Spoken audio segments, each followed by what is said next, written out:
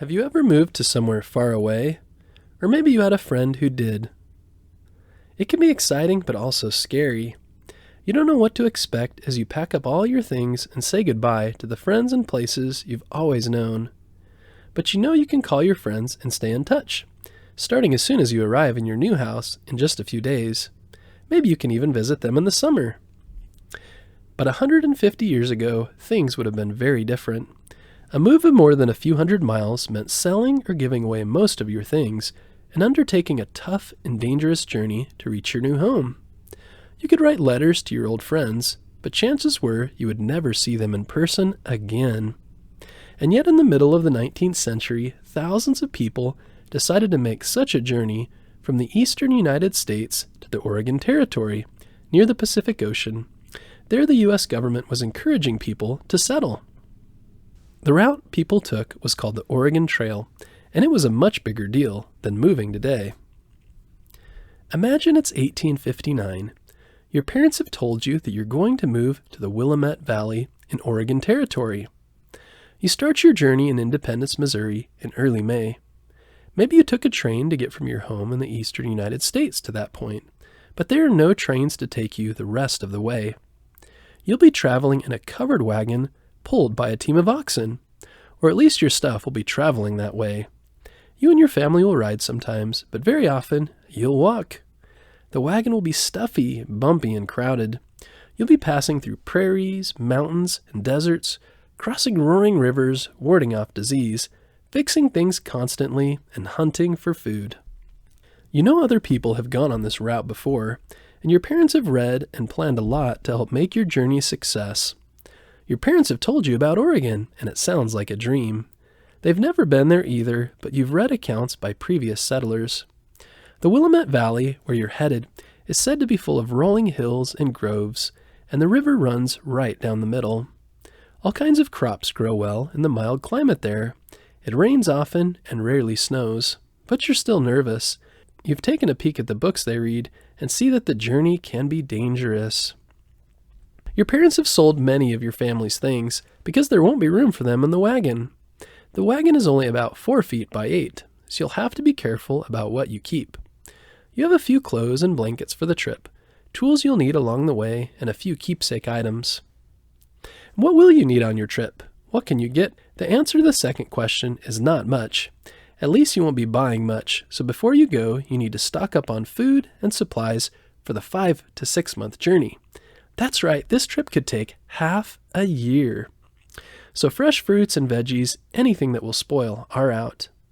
You help your parents buy 600 pounds of flour, 90 pounds of crackers, 200 pounds of bacon, huge amounts of coffee, tea, sugar, salt, and dried fruit and beans.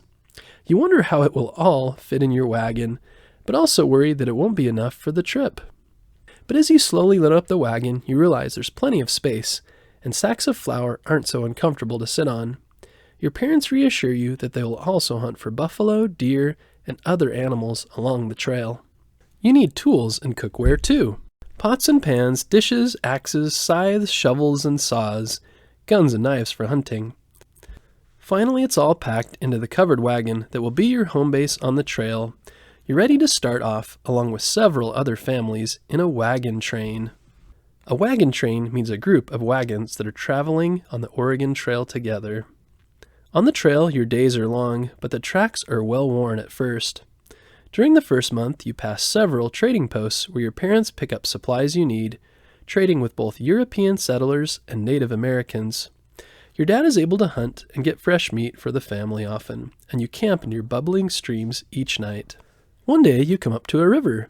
You've crossed some rivers by now, but the weather has been stormy, and this one is moving high and fast.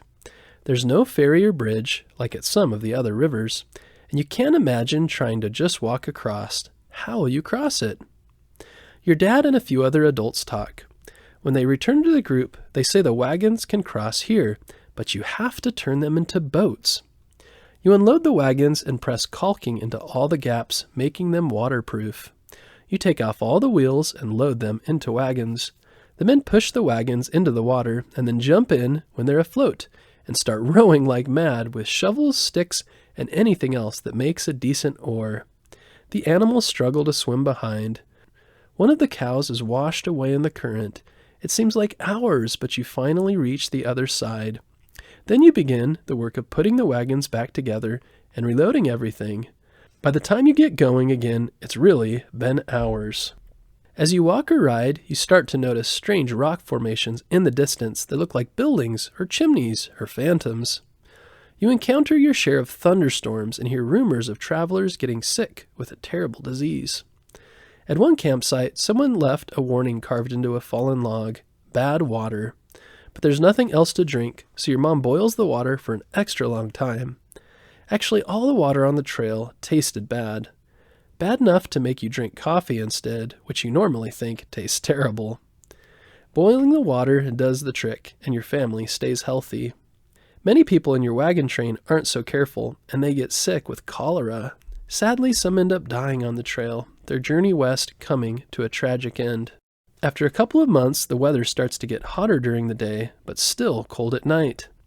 You celebrate Independence Day, July 4th, at a huge round rock called Independence Rock. Your mom tells you it's a good sign that you've made it this far. It means you should be in Oregon before snow starts to melt. The land slowly starts to get steeper as you trek up endless miles of hillsides and into the Rocky Mountains. The place where you cross doesn't look like the grand, majestic mountain pass you imagined. Dry, scrubby hills rise slowly in front of you, and wagons further up in the train disappear one by one over a curved horizon. Sometimes you lie down in the wagon to try to sleep on the road, but it's so bumpy and hot, you usually end up walking alongside after a while. One day your stomach starts to churn. You're getting sick. You're not sure if it was the water you drank, the aging dried meat, or just sheer exhaustion from non-stop travel. You have to ride in the stuffy wagon near the back so that if you need to throw up, you can poke your head out.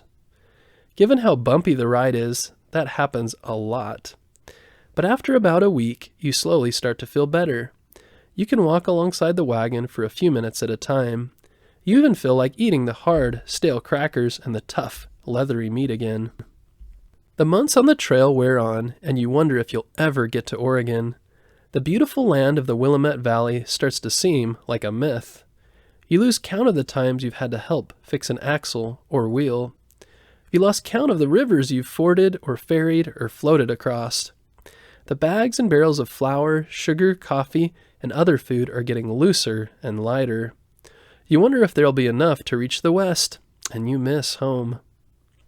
September rolls around and the days start to get colder. You hope you reach the Willamette Valley before the snow starts. You've heard your parents talking late at night when you're supposed to be asleep. They worry that the wagon train will get caught in the mountains in early snow before you reach Oregon. The road doesn't get any easier, and you do see a few flurries of snowflakes in the mountain passes.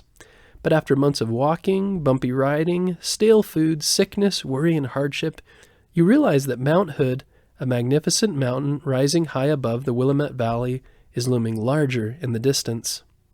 Soon you'll see the little town of Oregon City in the distance. You realize the air here is fresh and clear, the land green and rolling. You finally feel what your parents told you they felt way back when they told you you were going to the West. There's finally hope.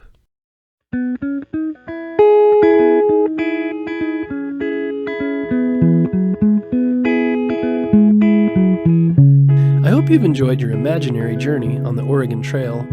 Between the 1840s and 1880s, 300 to 500,000 men, women, and children made this journey on the trail, looking for new opportunities in the western United States. Today, the National Park Service operates dozens of sites along the historic Oregon Trail.